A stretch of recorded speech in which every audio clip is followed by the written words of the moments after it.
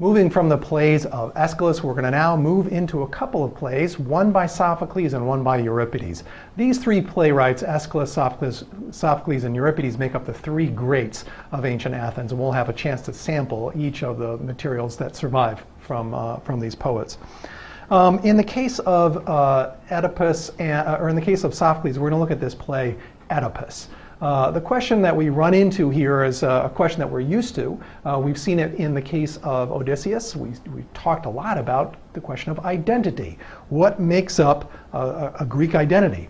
Now, in the case of Odysseus, we tried to look at how this identity gets reformed from books 5 forward. Recall, Odysseus has to recover all the things that make him into an important and powerful Greek male. He has to recover his name, his lineage, the place he's from, and his history, his own background.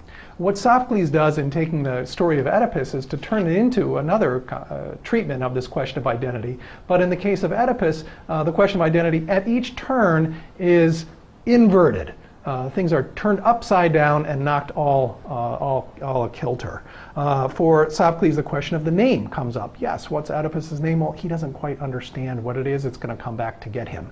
What's his lineage? Well, he doesn't really know that either. In fact, that's kind of the point of the play. His lineage is not only upset, it's actually perverted. It's actually turned upside down in an awful way.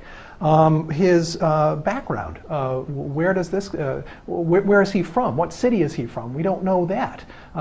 He thinks he knows, but he doesn't actually know the correct answer there. And what's his past? Again, it's something that he's completely unaware of. So all these important pieces of a Greek identity in the play of Oedipus are going to come back in a way that is absolutely upside down. Oedipus' story we run into before. It shows up when Odysseus goes to the underworld in Homer, page 258 in the Fagles translation. We've got Odysseus underneath there, and he runs into this woman named Epicasta. We hear of a story about her that matches the story that rests on a woman Sophocles knows as Jocasta. And Epicasta, we hear about her. She has, the elements there are come apart. A son kills a father, a mother marries a son, and a mother commits suicide. So the basic elements are there, but it's not detailed, and Homer doesn't go into any grand depth into this story. When Sophocles takes it over, he remakes these bare details into an extremely powerful statement, an exploration of Greek ideas of identity. For the whole play, Sophocles has his main character Oedipus after something. He's trying to figure out an identity. He's trying to figure out who is the murderer of this prior king of Thebes, Laius. Well, at the same time he's doing that, unbeknownst to Oedipus, he's also pursuing another kind of question, the question of his own identity. So who is the murderer of Laius turns out to be, for Oedipus, the same question as who am I? Once he gets on top of that question, then awful things are going to come to his own knowledge. What he thought was his background is turned upside down. That question of his name, parents, city he's from, and his past all come back to haunt him. In the staging of the play, very much like what we see in tragedies up till now. We saw this in Aeschylus. We're going to see it again in Euripides. There's a central door back behind us. Lots of stuff is going to go on behind that door. Oedipus stands center stage, and messengers come to him and deliver him information that he then has to figure out and riddle with. He's trying to come to some kind of gather the information so he can come to a conclusion about this question of the identity of the murderer. Also behind that central door, Jocasta comes out, and then she goes back behind it. She commits suicide back behind there, and when Oedipus makes his disappearance toward the end of the play and rips out his own eyeballs, that all happens behind that door, as we're used to by now.